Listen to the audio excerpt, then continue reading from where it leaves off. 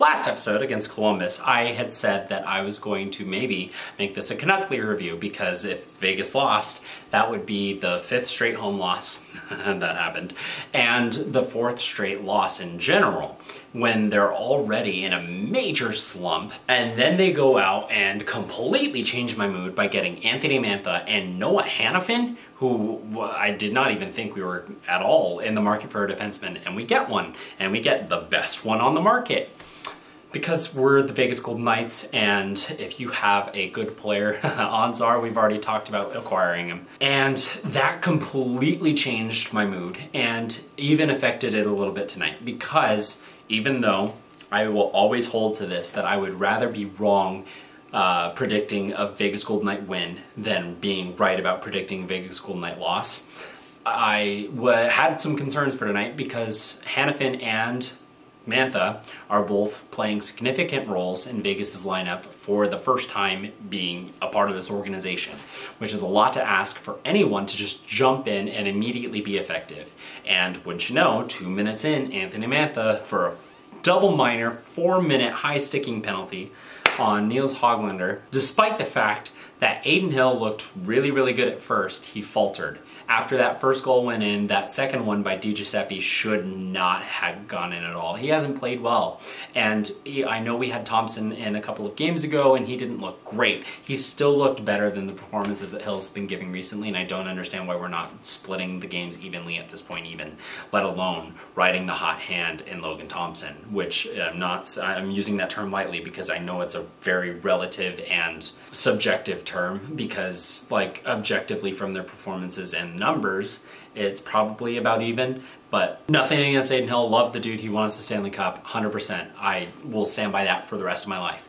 However, I really would like to see more of Logan Thompson in these games. Can't keep beating a dead horse if it's not getting us wins, and we haven't been winning recently. And Noah Hanifin looked decent. He played in basically every type of situation tonight with the power play, penalty kill, and 5-on-5. And I thought he was fine. He was good. He and Petro are interesting to pair together because Petro likes to pinch and play up a lot. And Noah Hanifin is an offensive-minded defenseman. So I don't know about that pairing, although like on paper and in video games, that would be an elite pairing because they're both really, really good defensemen. It's just whether or not that actually translates to this. Haig and Petro as a pairing, yeah.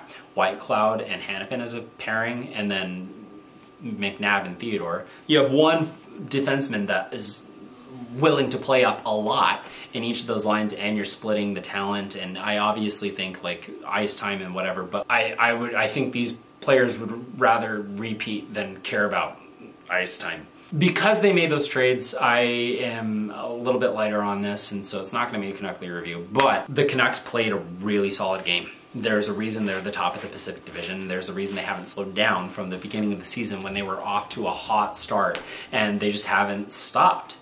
Elias Pettersson is fantastic. And I guess they're holding on to Lindholm. He looked fine tonight. He had a really good defensive takeaway from a bad clearing attempt by Morelli, because Morelli and Fraze can't read each other's minds. That was just a bad mistake, and it wasn't anyone's particular fault, because it's not like Morelli knew that Fraze was changing the directions as he was sending the puck out, which led to a turnover that Lindholm grabs, sends a shot on, Garland grabs the rebound and tucks it in. It's just a gut-wrenching, nauseating goal to allow after a really good second period.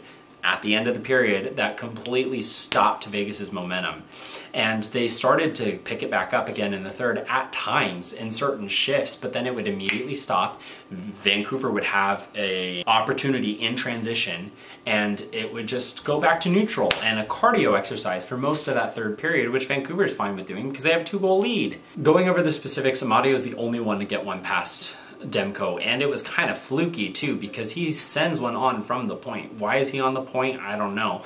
And it goes in, there's a ton of traffic in front of Demko, he does not see it. Waugh doesn't make any contact with it though, and it goes in past Demko, and it's a 2-1 game. I'm skipping around a lot, and I'm sorry, my brain's just a little scattered because this Golden Knights team is absolutely frustrating to watch right now. Vancouver's first goal, Quinn Hughes, it was on a power play right after a 5-on-3 that I have no idea why it was a 5-on-3. It should have been maybe a 4-on-3 that Mantha was going to come out for and be 4-on-4, or just keep it at a power play for 15 seconds, because 24, Suter slashes Aiden Hill or whatever, and then Petro takes exception of that, and that happens in every game. But Petro gets called for roughing there, and then Kolazar like lifting the visor, even though Suter is the one who ripped off Petro's helmet. I understand, I guess, maybe getting Kolazar and getting Suter there. But that kind of stuff happens every single game, and you called it immediately, and then you refused to call really anything else the rest of the game other than Garland on a holding call that was really obvious. But there were a couple of tripping calls that were really obvious that on both teams nothing was called. So I guess it was even in that regard, but it helps Vancouver, who's already up, because it just doesn't do anything to stop and change anything about the game. Vancouver's a good team. And I'm happy for them, because I lived in Vancouver for a couple of years. It's a really good city. They love their team. And I am excited for them as much as I can be while being a Vegas Golden Knights fan, who this team is a wild card team right now. And we couldn't use Mark Stone, our arguably best forward, best defensive forward, 200-foot takeaway wizard forward. Nope, we're gonna sit him to acquire a defenseman when we already have two top pair defensemen in Theo and Petro that we don't play together ever, because they fulfill a similar role. And Anthony Mantha, who, like, yeah, we need goal scoring, but like, we have most of the arguments are about the timing and Vegas holding out on healthy players that could return. And honestly, sure, like Mark Stone's returned for one game one. That's it. 2 years ago, when he was activated from LTIR, Vegas was already out of the playoffs. And he was injured in January. He hit the last game he played. This is a stupid argument, and I'm done having it. Vegas Golden Knights play again on Saturday against the Detroit Red Wings, who are also a good team this year, and so that's going to be exciting to see how that plays out. Congrats, Elias Pettersson, on his 400th career NHL point, fastest Canuck, second fastest Canuck to get to that point in their career. Congrats, Thatcher Demko. Hey, where is he from? San Diego? Yeah. You know what else is funny? The two jerseys, I grabbed this one because the reverse retro ones, right? And the two jerseys that are Golden Knights are Stone and Leonard, the two guys on LTIR. So just a roller coaster of low to highs from the trade that I was not expecting, especially Hennepin, to the low of this game, and it is what it is at this point. Like, I just need to see better from this team. I said this on the stream because I streamed this game while Alex was at the game, so that's fun. He's got a vlog coming out. You should check that out on his channel, Alex Norwood. The Vegas Golden Knights seem extremely lackadaisical in the way that they do anything on the ice, other than make hits, apparently.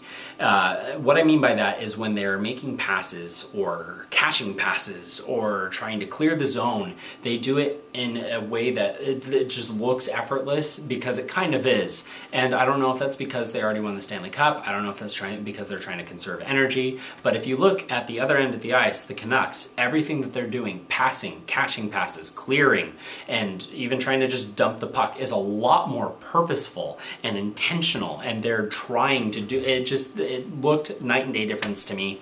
It's a minor thing, but it makes the world of a difference, and I want to see Vegas be more on top of it in that regard. I think Noah Hannafin was the most intentional with the puck tonight, and that I need them to do better, because it's going to make the world of a difference in results and actually getting quality chances, which Vegas had a couple. They hit the crossbar a couple of times. Eichel and Waugh both did.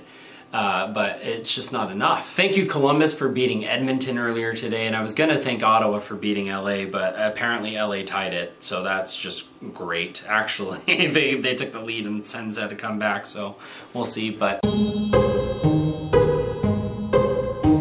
this team needs reinforcements. They need their captain, and they can't have him. And that's fine. So let's sign Toffoli, or trade for Toffoli. 19 games left, guys. We gotta focus in here. That's gonna be it for Game 63's Nightly Review. Thank you so much for watching. Have a good night.